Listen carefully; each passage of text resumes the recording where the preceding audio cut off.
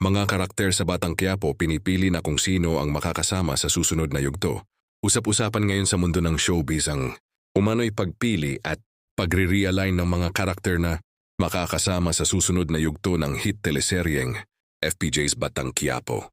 Habang papasok sa panibagong chapter ang kwento, inaasahan ng mga manonood ang mas matitinding eksena, bagong karakter, at mga sorpresang twist na magpapainit lalo sa istorya ni Tanggol at ng kanyang mga kakampi at kalaban. Ayon sa mga nasasagap na impormasyon at obserbasyon ng fans, tila may mga karakter na malapit nang magtapos ang kanilang story arc, habang ang iba naman ay posibleng mas mabigyan ng mas malalim na papel. Karaniwan na raw ito sa mga long-running action drama series kung saan patuloy na ina-update ang cast-up ang mapanatiling sariwa at exciting ang daloy ng kwento.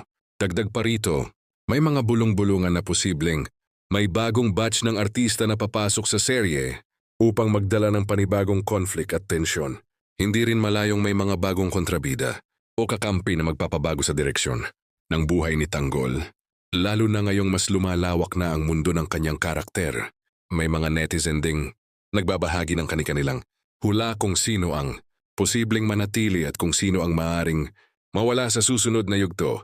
Gayunpaman wala pang opisyal na kumpirmasyon mula sa production kung sino-sino ang tiyak na mapapasama o tuluyang magpapaalam sa serye, kaya nananatiling speculation ang karamihan sa mga kumakalat na impormasyon.